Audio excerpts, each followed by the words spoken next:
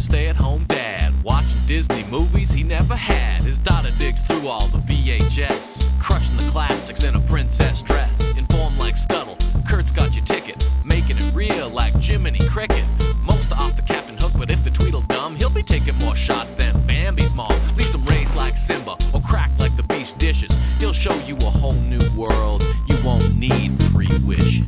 Stay at home, Disney Dad.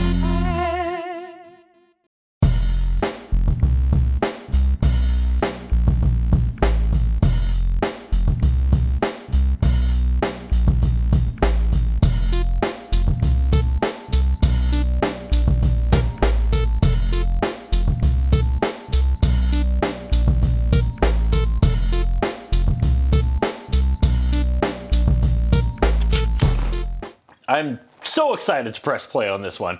This curious tape. I know nothing about Eloise or these characters or what this is. Are we about to have another Madeline in Paris absolute nightmare? Play is what we press. We get ads for Disney DVDs on this Disney VHS. Beginning of the end, folks. It's like dinosaurs watching an ad for the meteorite. And that comparison made no sense. Let's continue. Ad for the Music Man on DVD only. Dodge that bullet. Feature presentation. Eloise at the Plaza. Julie Andrews is in this. We got a scrolling still drawings montage kicking off this with a bizarre song that's like 75% hi-hat. We transition into real footage and we are in the hustle and bustle of a busy New York street. We follow some ladies into the hotel. It's George Bluth from Arrested Development, or is it his twin brother Oscar? There's a ball tomorrow night here and a bunch of important people will be here. Mr. Peabody, owner of the hotel, says a prince will be staying here tomorrow, completely unrelated to the ball. This prince will be picking a hotel to host his big event next month, so he wants the prince to be impressed with the hotel. Then he warns George Bluth not to let you-know-who mess it up. We meet Eloise. She lives in the hotel in New York with Nanny, who is also Mary Poppins. She's determined to go to this fancy ball tomorrow, even if she's not invited yet. She has her own room service phone.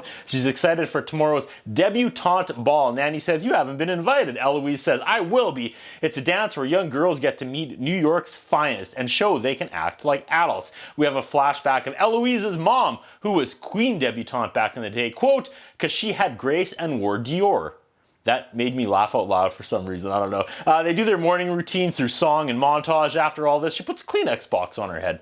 Room service arrives and then she goofs around with this guy. This is a fun scene. She tells him that her mom is in Paris checking out a new collection. They gossip that Nanny likes some dude in a bowler hat that I think also works there. He's always walking by in the hallway and she's all... There's a meeting with all the staff, and the prince indeed arrives tomorrow. Everyone is worried that Eloise will hear about the prince and it up in the way only Eloise can. Eloise saunters down to the front desk and checks with the receptionist. She asks if she has any news. Then she gets in George Bluth's face and asks if she got an invitation to the debutante ball yet. She has not. Mr. Salamani is George Bluth's name in this movie, but the gag is that people call him Mr. Salami.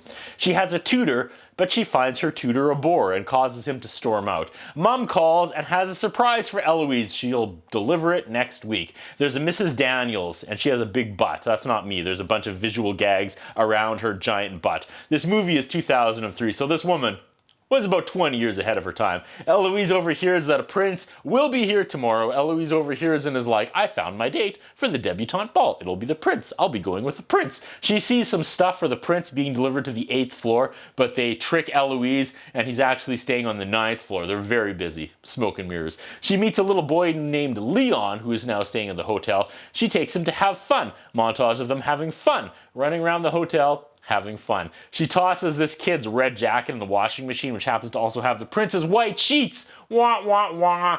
She wants to make Leon her assistant spy. There's a side story with that big woman's daughter whose name is Molly. She's going to the debutante ball and her date is Randall, but he sucks. But he's rich. Dating in a nutshell, am I right? Eloise takes Leon to supper and he says, "You have the best life. You have a turtle and a tutor." I can't dispute that.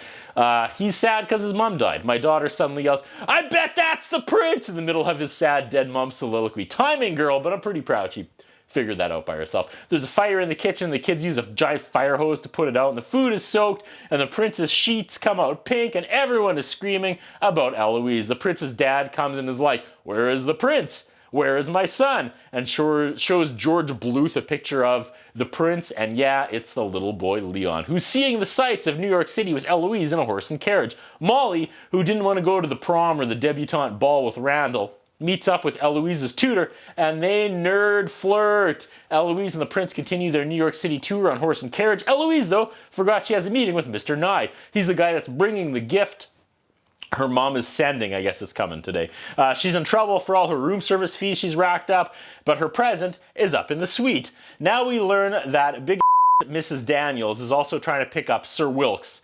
That's the guy in the bowler hat that Poppins is also hot for. But Eloise wants to run interference, so Nanny has a chance with this guy. Eloise gets her tutor to write a note pretending to be Sir Wilkes, writing to Nanny. Big Daniels comes between her daughter and the tutor and tells him about Randall, who is taking Molly to the dance. They're practically engaged. Mwah, mwah, mwah. And they still can't find the little prince, but the prince's solo tourist horse ride finally ends. And now this little kid is just walking around the streets of New York City, and he gets a brochure to see the constellations at some telescope place.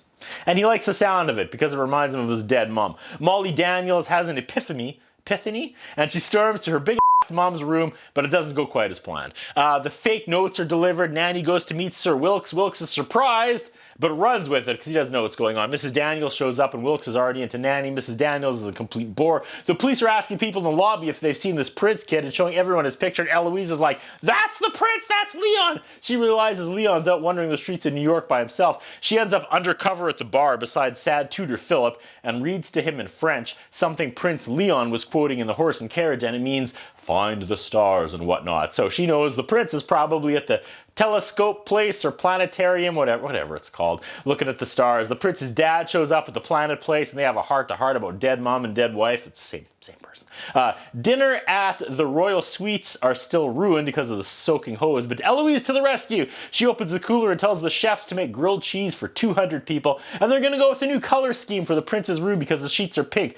The prince and his dad like the pink sheets and say that he will be using this hotel for his conference next month after all. Huzzah! The little prince asks Eloise to the debutante dance. First, she has to run to Miss Daniels' daughter Molly's room and give her a giant gift. Before Molly opens it, she tells her mom what she really wants. Not Randall, not to go to school, and definitely does want this tutor boy. She opens the gift, but we don't see what it is. They throw open the doors and the debutante ball is on. Everyone ends up with someone, Eloise and the little prince, Daniel's daughter Molly, and the tutor, Mrs. Daniels, big and the prince's dad, the other prince, Sir Wilkes, and Nanny. Everyone is happy. Everyone is dancing. Now, George Bluth meets late with Miss Stickler for a job interview. This must be some important character fans of the franchise would recognize because it's such a Marvel surprise credit scene moment. Look who's here! We end with Eloise finally dumping a pitcher of water down the mail chute, something she's been trying to do the whole movie, as just as Stickler opens it below and gets soaked and splashed. But we end with Eloise's mom showing up in Eloise's room. Eloise says she absolutely loves the Plaza, and the door closes. That was a fun movie, but what was the gift she gave Molly? I completely missed that. Did I miss that when I was down writing? What was that? Was probably like a dress, but how would that fit her? And I don't know what it was. I completely missed that. The other thing I didn't mention is that every once in a while, Eloise would Ferris Bueller break the fourth wall and talk into the camera. And it was always funny because she'd always be throwing shade at other characters. And they didn't use it a lot. And when they did use it, it made me laugh. And that's a tough line to ride. Thumbs up for Eloise. Good job. That's what I think about. What do you think? What we have is a concern about Curtis Anderson. His interviewing style is not the best.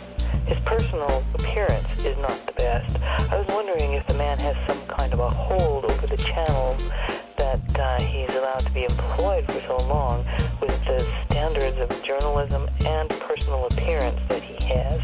Thank you.